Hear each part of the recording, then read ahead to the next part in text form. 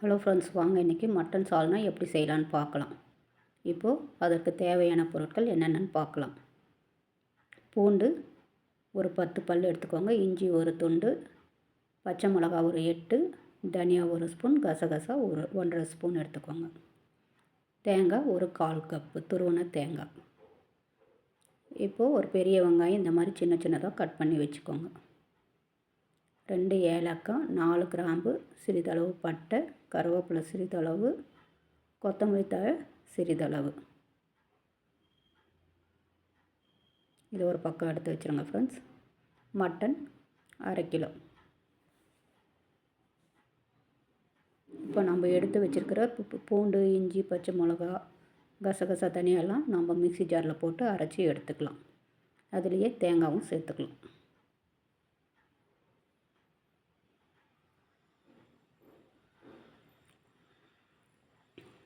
உங்கள் காரத்துக்கு ஏற்ற மாதிரி பச்சை மிளகா சேர்த்துக்கோங்க ஃப்ரெண்ட்ஸ்.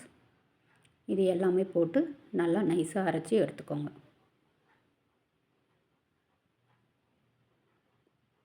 இப்போ இந்த மாதிரி நைஸாக அரைச்சி எடுத்துக்கோங்க. இப்போது அடுப்பு பற்ற வச்சு ஒரு குக்கர் வச்சுக்கோங்க. குக்கரில் ஒரு 2 ஸ்பூன் எண்ணெய் ஊற்றிக்கோங்க.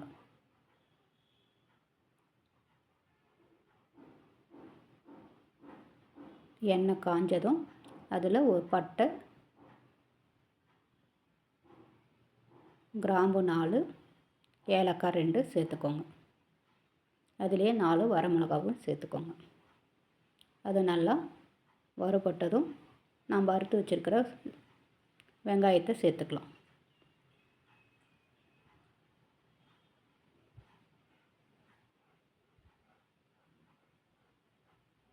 வெங்காயம் நல்லா வதங்கட்டும் ஃப்ரெண்ட்ஸ்.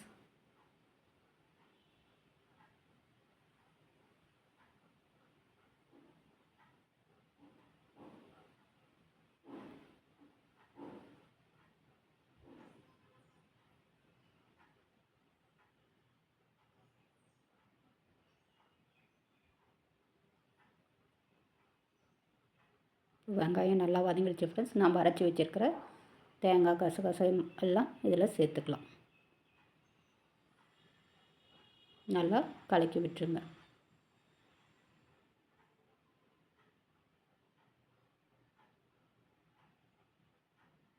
இப்போ இதிலே ஜாரில் கொஞ்சமாக தண்ணி ஊற்றி அலசி இதில் ஊற்றிக்கோங்க.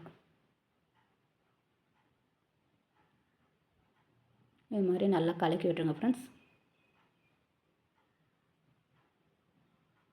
மீடியம் சைஸில் வச்சுக்கோங்க அடுப்பை. இப்போ கொதிக்க ஆரம்பித்ததும் இதில் நாம் மட்டனை சேர்த்துக்கலாம்.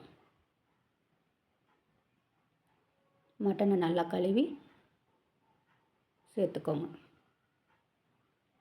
இப்போ இதை நல்லா கலக்கி விட்டுருங்க ஃப்ரெண்ட்ஸ். இப்போ அதற்கு தேவையான உப்பு நம்ம சேர்த்துக்கலாம். இதிலேயே 1 டம்ளர் 1.5 டம்ளர் தண்ணி ஊற்றிக்கோங்க.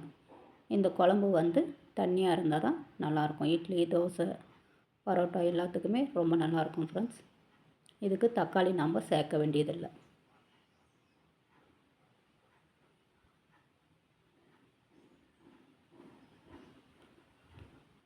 இப்போ இது கொதிக்க ஆரம்பிச்சிருச்சு ஃப்ரெண்ட்ஸ். இதில் உப்பு, காரம் சரியாக இருக்கான்னு பார்த்துக்கோங்க. பத்தலைன்னா நாம் திரும்ப பிறகு சேர்த்துக்கலாம்.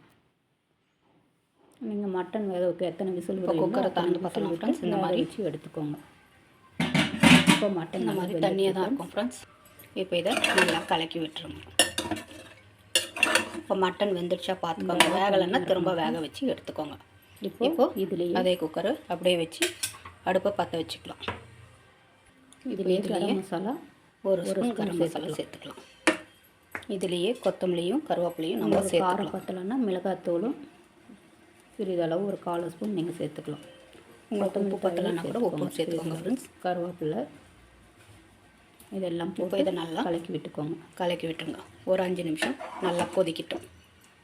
இது வந்து இட்லி, தோசை, சப்பாத்தி, பரோட்டாக்கெல்லாம் ரொம்ப நல்லாயிருக்கும் ஃப்ரெண்ட்ஸ். இது வந்து தண்ணியாக தான் இருக்கணும். சிம்மிலேயே நல்லா கொதிக்க. காரம் பத்தலைன்னா கூட நீங்கள் கொஞ்சம் மிளகாத்தூள் கூட சேர்த்துக்கலாம். இதுலேயே ஒரு 1/2 ஸ்பூன் மஞ்சள் தூள் சேர்த்து நல்லா கொதிக்க ஆரம்பிச்சிருச்சு ஃப்ரெண்ட்ஸ். இதுலேயே ஒரு 1/4 ஸ்பூன் மஞ்சள் சேர்த்து நல்லா கலக்கி விட்டுருங்க. சேர்த்துட்டு நல்லா கலக்கி விட்டுருங்க. இதில் உப்பு காரம் எல்லாமே சரியாக இருக்க பாருங்கள் ஃப்ரெண்ட்ஸ். பத்தலைன்னா நீங்கள் சேர்த்துக்கோங்க. இப்போது சுவையான மட்டன் சால்னா ரெடி. இப்போ நாம் அடுப்பை நிறுத்திடலாம். இப்போ சுவையான மட்டன் சால்னா ரெடி. நீங்களும் இதே மாதிரி செஞ்சு பாருங்கள் ஃப்ரெண்ட்ஸ். செஞ்சு பார்த்துட்டு இதே மாதிரி நீங்களும் செஞ்சு ஷேர் பண்ணுங்கள். பாருங்கள், செஞ்சு பார்த்துட்டு கமெண்ட் பண்ணுங்கள், ஷேர் பண்ணுங்கள், சப்ஸ்கிரைப் பண்ணுங்கள், லைக் பண்ணுங்கள். நன்றி, வணக்கம்.